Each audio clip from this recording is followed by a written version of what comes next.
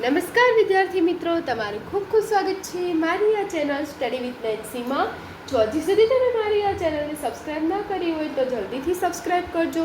આજે આપણે ધોરણ 10નું માર્ચ 2024નું પેપર સોલ્યુશન જોઈશું અને આ પેપર 2026ની પરીક્ષા માટે મોસ્ટ આઈએમપી છે. તો અહીં જો આપણે વિભાગ એ જોઈએ તો વિભાગ એમાં પહેલો પ્રશ્ન હોય કે નીચેમાંથી સાચો વિકલ્પ પસંદ કરી જવાબ લખો. તેમાં પહેલો પ્રશ્ન છે, દ્વિચલ સુરેખ સમીકરણ યુગ્મમાં a1/a2 is not is equal to b1/b2 હોય તો તેના ઉકેલની સંખ્યા ખાલી જગ્યા ઉકેલ ખાલી જગ્યા હોય છે, અથવા તો ઉકેલની સંખ્યા આપણે કહેવાની હતી. તો a1ના છેદમાં a2 અને b1ના છેદમાં b2 એ બે સરખા ના હોય ત્યારે ઉકેલ કેટલા મળે? એક જ ઉકેલ મળે, જેને આપણે શું કહીએ? છેદતી રેખા મળે. એટલે છેદતી રેખાનો ઉકેલ કેટલા હોય? 1. એટલે પહેલામાં આપણો જવાબ આવશે 1. અહીં જુઓ બીજો પ્રશ્ન છે, જો ખાલી જગ્યા થાય તો દ્વિઘાત સમીકરણ ax² વત્તા bx વત્તા c is not equal to 0, જ્યાં a is not equal to 0 ના બે બીજ સમાન વાસ્તવિક હોય. કે જ્યારે આ સમીકરણ આપેલું છે દ્વિઘાત સમીકરણ, તો એના બે જે બીજ મળે તે બે બીજ સમાન અને વાસ્તવિક હોય. તો એવું ક્યારે બને? જ્યારે b² - 4ac એટલે કે જે આપણો વિવેચક છે એ ડી કેટલો થઈ જાય? 0 થઈ જાય, ત્યારે બે સમાન વાસ્તવિક ઉકેલ મળે. તો આમાં બી આવશે જવાબ. પછી ત્રીજું છે, કોઈ સમાંતર શ્રેણી 4, 10, 16, 22 ખાલી જગ્યા માટે સામાન્ય તફાવત ખાલી જગ્યા છે આ સમાંતર શ્રેણી આપેલી છે, એના માટે આપણે સામાન્ય તફાવત શોધવાનો છે. તો અહીંયા જુઓ સમાંતર શ્રેણી છે તો એમાં બે પદ વચ્ચે કેટલાનો ગેપ છે એ આપણે જોવાનું. કોઈ પણ બે પદ જોઈ શકો. તો અહીંયા આપણે બીજું પદમાં પહેલું પદ બાદ કરી દે, 10માં 4 બાદ કરીએ તો કેટલા આવે? 6. તો એકદમ ઇઝી ક્વેશ્ચન છે. ત્રીજામાં શું આવશે? C6. પછી ચોથું છે, બિંદુઓ 0, 5 -5, 0 વચ્ચેનું આપણે અંતર શોધવાનું છે. તો અહીંયા તમે જોશો આ બંનેમાં 0 0 જ છે, એટલે 5. આમાં પહેલાં 0 - -5 એટલે 5 આવશે, 5નો વર્ગ એટલે 25. પછી પાછું 5 - 0 એટલે 5 જ થાય, 5નો વર્ગ 25 એટલે 25 વત્તા 25 કેટલા થશે? 50. પણ કેમાં? વર્ગમૂળમાં 50 થશે અને એનો વર્ગમૂળ આપણે કાઢીએ એટલે 50ને આપણે આમ લખી શકીએ 25 દુ 50. તો અહીંયા વર્ગમૂળમાં આવી રીતે થાય તો 25નું વર્ગમૂળ નીકળી જાય એટલે 5 બહાર આવશે, અંદર વર્ગમૂળમાં 2 એટલે જવાબ શું આવશે? બી. પછી છે પાંચમું, sec² - tan² θ is equal two 1. સીધું નિત્યસમ છે કે 1 + tan² θ બરાબર sec² θ. તો sec² - tan² કેટલું આવે? 1. પછી છે કોઈ માહિતી માટે x બાર 25 છે અને z બરાબર 25 છે તો એમ શોધો. તો આમાં આપણે સૂત્ર મૂકવાની કોઈ જરૂર નથી. જ્યારે બે માહિતી સરખી હોય તો ત્રીજી માહિતી એની મેળે જ સરખી થાય, એટલે એમાં આપણે સૂત્રની કોઈ જરૂર નથી. સીધું તમે 25 લખી દો. આમાં જવાબ શું આવશે? એ 25. પછી સાતમું છે, ખાલી જગ્યામાં આપણે સાચો વિકલ્પ પસંદ કરીને લખવાની હતી. તેમાં સાતમો પ્રશ્ન છે કે 3 + 2 વર્ગમૂળમાં 5 એ ખાલી જગ્યા સંખ્યા છે. તો અહીં વર્ગમૂળમાં 5 આવ્યા તો વર્ગમૂળમાં 5 કેવી? અસમય થશે, લાખી સંખ્યા અસમય સંખ્યા થશે. પછી આઠમું છે, દ્વિઘાત બહુપદી 4x² - 3x - 7 ના શૂન્યનો સરવાળો. તો હવે શૂન્યનો સરવાળો પૂછ્યો હોય એટલે -b/a. તો -b, bનો સહગુણક 3 છે એટલે -3 બીનો સહગુણક -3 છે તો -3 ને માઇનસ એટલે 3 થઈ જશે અને છેદમાં 4 એટલે 3ના છેદમાં 4 એટલે પહેલો જ ઓપ્શન જવાબમાં આવશે. પછી છે નવમો કે એક સિક્કાને 3 વખત ઉછાળતા મળતા શક્ય કુલ પરિણામોની સંખ્યા ખાલી જગ્યા છે. એક સિક્કાને આપણે 3 વખત ઉછાળીએ તો આપણને કેટલા પરિણામ મળે? તો સિક્કાને 2 બાજુ હોય અને એને આપણે 3 વાર ઉછાળીએ એટલે 2નો ઘન 8 વાર મળશે. 8 પરિણામ કુલ મળશે. તો 9માં આવી જશે જવાબ 8. અહીંયા આવશે 3ના છેદમાં 4.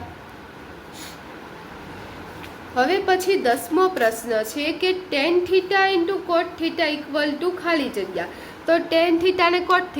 tan θ એટલે શું થાય? સાઇનના છેદમાં cos. શું થાય? sin θ ના છેદમાં cos θ. અને cot θ એટલે શું થાય? cos θ ના છેદમાં sin θ. તો cos θ કેન્સલ થઈ જશે, sin θ કેન્સલ થઈ જાય. જવાબ શું આવે? 1. જો તમને સીધું ખબર હોય કે tan ને cot બંને એકબીજાના કેવા છે? વ્યસ્ત છે. તો વ્યસ્ત હોય તેનો ગુણાકાર શું આવે? 1 આવે. સીધું 1 લખી દો, ચાલે. પછી 11મું છે, વર્તુળને વધુમાં વધુ ખાલી જગ્યા સમાંતર સ્પર્શક હોઈ શકે. તો વર્તુળને સમાંતર, તો સમાંતર કેટલા હોઈ શકે? 2 જ હોઈ શકે. તો આમાં આવશે 2 11માં. પછી 12મું છે મધ્યસ્થ, આમાં આપણે ગોતવાનો છે તો પહેલાં આને ચડતા ક્રમમાં ગોઠવી દેવાના. પછી આ બાજુથી 1 2, આ બાજુથી 1 2 છોડીને અહીંયાથી 1 છોડી દેવાના, અહીંથી 1, એટલે આ બાજુથી આપણે જેટલા કટ કરીએ એટલા જ આ બધી કટ કરી દેવાના. વચ્ચે જે આવ્યું એ શું થઈ ગયું? મધ્યસ્થ. એટલે મધ્યસ્થ કેટલો આવી જશે? 1. પછી 13મું છે ખરા ખોટાના પ્રશ્ન છે, એમાં 17 23 29 નો ગુસા 1 છે તો આ ત્રણેય સંખ્યા અવિભાજ્ય છે, આના કાંઈ સામાન્ય અવયવ આવશે નહીં, એટલે ગુસા 1, એટલે એ વાક્ય કેવું થઈ જશે? ખરું થઈ જશે. પછી 14મું છે આકૃતિ કોઈ બહુપદી y બરાબર p ઓફ x નો ઉકેલ આપેલ છે તો આ કિસ્સામાં p ઓફ x ના શૂન્યોની સંખ્યા 2 છે. આપણને p ઓફ x ના શૂન્યોની સંખ્યા 2 દીધી છે તો આમાં આવશે વાક્ય ખોટું, કારણ કે તમે જોશો કે p ઓફ x ના શૂન્યોની સંખ્યા એટલે કે જે x અક્ષમાં કેટલી વાર છેદે છે રેખા, તો અહીં તમે જોવા એક જ વાર છેદે છે, બીજી વખત તો y અક્ષમાં છેદી, x અક્ષમાં રેખા જેટલી વાર છેદે એટલા એના શૂન્ય થાય, તો આમાં એક જ શૂન્ય થશે, આપ્યા 2 છે એટલે વાક્ય ખોટું આવશે. પછી 15મું છે, 15માં અહીં આપણને આપેલું છે કે દ્વિચલ સુરેખ સમીકરણ યુગમાં 2x + 3y = 12 અને 3x + 2y = 18 હોય તો x + y = 5 થાય. તો આમાં આપણે શું કરી દેવાનું? જ્યારે પણ આવી રીતે દાખલો આપેલો હોય બે સમીકરણનો સરવાળો કરી દેવાનો. તો અહીં જુઓ 5x + 2નો સરવાળો કરીએ સમીકરણનો, તો અહીં 5x + 5y = 30 આવ્યું. હવે આખા જ સમીકરણને 5 વડે ભાગો તો x + y બરાબર શું થઈ ગયું? 6 થઈ ગયું. તો અહીંયા 5 આવ્યું છે એટલે આ વિધાન પણ ખોટું થશે. 16મું છે અશક્ય ઘટનાની સંભાવના 0 છે, જે ઘટના શક્ય જ નથી, જે બનવાની નથી તો એની સંભાવના કેટલી આવે? 0 આવે. તો આ વાક્ય પણ કેવું છે? ખરું છે. હવે પછીનો પ્રશ્ન છે કે એક વાક્યમાં શબ્દમાં કે અંકમાં જવાબ આપો. તેમાં 17મું છે a 2a 3a 4a, તો આ સમાંતર શ્રેણી છે કે નહીં? તો અહીં તમે જુઓ કે 2a માંથી a બાદ થાય, કેટલાનો ડિફરન્સ? a no. 3a માંથી 2a બાદ થાય, ડિફરન્સ a નો. 4a માંથી 3a બાદ થાય, ડિફરન્સ a નો. સમાંતર જે સમાંતર તફાવત છે એ કેવું રહે છે? સમાન રહે છે, ડી સમાન રહે છે, તો આ સમાંતર શ્રેણી થશે, એટલે સમાંતર શ્રેણી છે એમ લખવાનું રહેશે. પછી 18મું છે વર્તુળની અંદર આવેલા બિંદુમાંથી કેટલા સ્પર્શક મળે? આ વર્તુળ આપણે દોરીએ અને અંદર એક બિંદુ દર્શાવીએ તો આમાંથી કેટલા સ્પર્શક? કોઈ સ્પર્શક દોરી જ ન શકાય, એટલે આમાંથી આપણે શું લખીશું? 0, શૂન્ય અથવા તો સ્પર્શક ન મળે.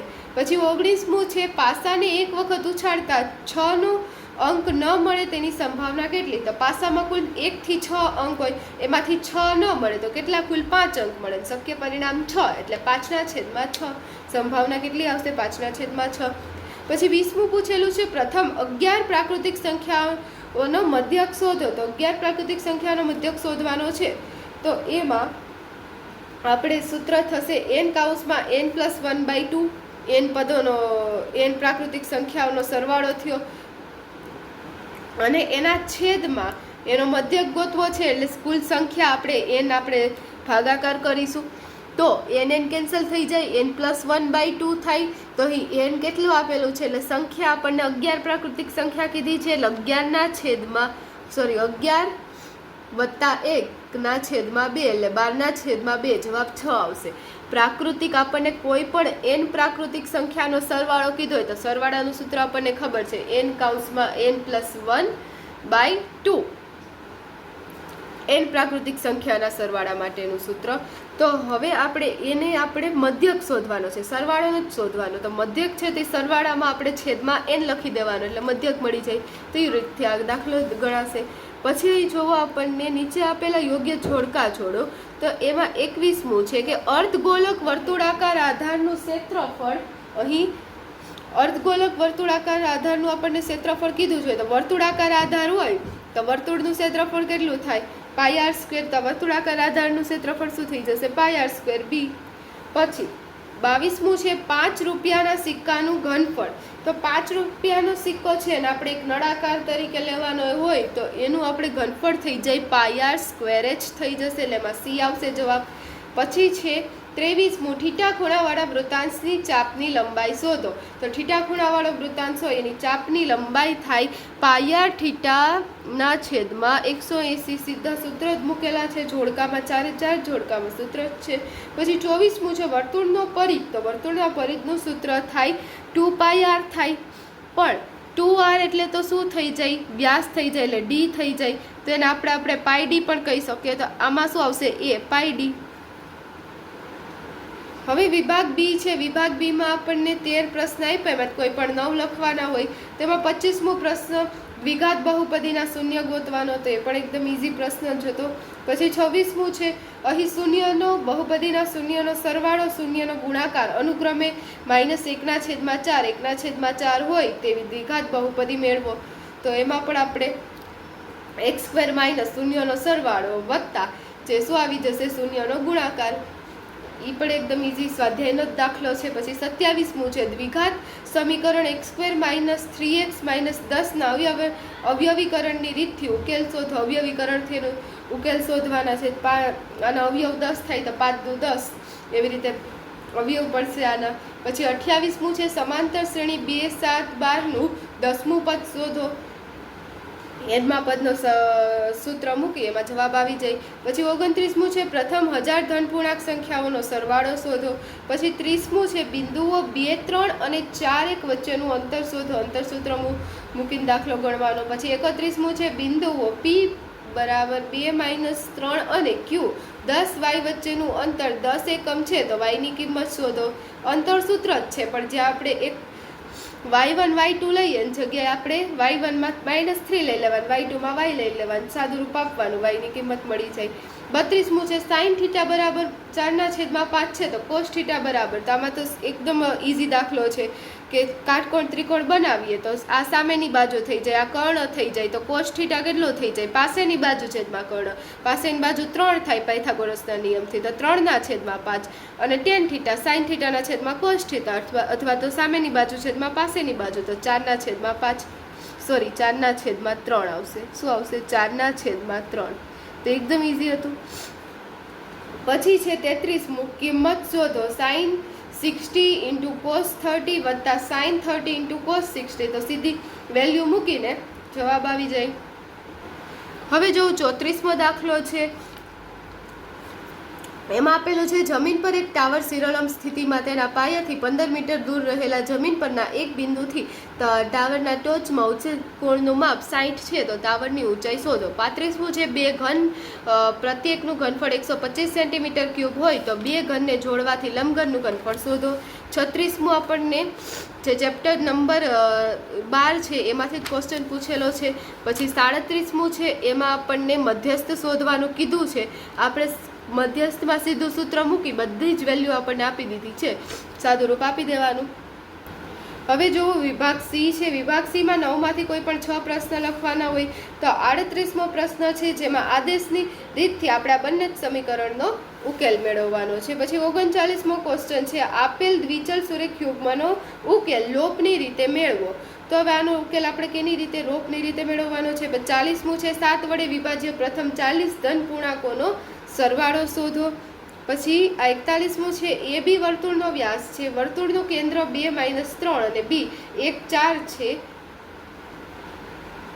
તો બિંદુ એ ના યામ શોધો. પછી 42મું છે બિંદુઓ 4 - 1 અને 2 - 3 ને છોડતા રેખાખંડના ત્રિભાગ બિંદુના યામ શોધો. પછી છે 43મું કે સાબિત કરો કે વર્તુળની બહારના બિંદુમાંથી વર્તુળને દોરેલા સ્પર્શકની લંબાઈ સમાન હોય છે, તો આ પણ એક સીધું પ્રમેય પૂછેલો છે. 44મું છે બે સમકેન્દ્રી વર્તુળોની ત્રિજ્યાઓ 41 સેન્ટીમીટર અને 40 સેન્ટીમીટર છે, મોટા વર્તુળની જીવા નાના વર્તુળને સ્પર્શે તો તેની આપણે લંબાઈ શોધવાની છે. પછીનો જે પ્રશ્ન છે તેમાં આપણે બહુલક શોધવાનો છે. પછી 46 નંબરનો ક્વેશ્ચન છે એ આપણને સંભાવનામાંથી સ્વાધ્યાયનો જ ક્વેશ્ચન પૂછેલો છે. પછી વિભાગ ડી છે, વિભાગ ડીમાં આપણને 47મું આપેલું છે કે સમપ્રમાણતાના મૂળભૂત પ્રમેય લખો અને સાબિત કરો. સીધો પ્રમેય પૂછી લીધો. પછી 48મું છે 90 સેન્ટીમીટર ઊંચાઈવાળી એક છોકરી થાંભલાના તળિયેથી 1.2 મીટર પ્રતિ સેકન્ડની ઝડપથી દૂર જઈ રહી છે, તો વીજળીનો ગોળો જમીનના સમતલથી 3.6 મીટર ઊંચે હોય તો 4 સેકન્ડ પછી તેના પડછાયાની લંબાઈ શોધો. પછી 49મો ક્વેશ્ચન છે એક કાટકોણ ત્રિકોણનો વેધ તેના પાયા કરતાં 7 સેન્ટીમીટર નાનો છે, જો કર્ણની લંબાઈ 13 સેન્ટીમીટર હોય તો બાકીની બે બાજુનું માપ શોધો. 50મો પ્રશ્ન છે ટીવીના છે સેટને ત્રીજા વર્ષે 600 ટીવી, 7મા વર્ષે 700 ટીવી અને તે માને છે કે દરેક વર્ષે ઉત્પાદિત ટીવીની સંખ્યા એક સમાન વધતી હોવી જોઈએ. તો આ 5મા ચેપ્ટર હતો એનું ઉદાહરણનો જ ક્વેશ્ચન છે. પછી 51મો છે, નીચેનું કોષ્ટક 25 પરિવારના ખોરાકનું દૈનિક ઘરગથ્થુ ખર્ચ બતાવે છે. તો આના ઉપરથી આપણે જે મધ્યક છે એ મધ્યક શોધવાનો હતો. હવે આ જે પ્રશ્ન છે એમાં મધ્યસ્થ આપી દીધો છે 28.5. એના ઉપરથી આપણે એક્સ ને વાયની ના મૂલ્યો શોધવાના હતા. પછી જે 53મો પ્રશ્ન છે એ સ્વાધ્યાય 14મા પાઠના સ્વાધ્યાયનો જ ક્વેશ્ચન હતો, અને 54મો છે એ પણ સ્વાધ્યાયનો જ દાખલો છે 14મા પાઠનો. તો તમને વિડીયો કેવો લાગ્યો કમેન્ટમાં જરૂરથી જણાવજો. જો તમને વિડીયો પસંદ આવ્યો હોય તો ચેનલને લાઇક શેર સબસ્ક્રાઈબ કરજો, જેથી તમને મારા બધા જ વિડીયો સૌથી પહેલાં મળી રહે. Thanks for watching.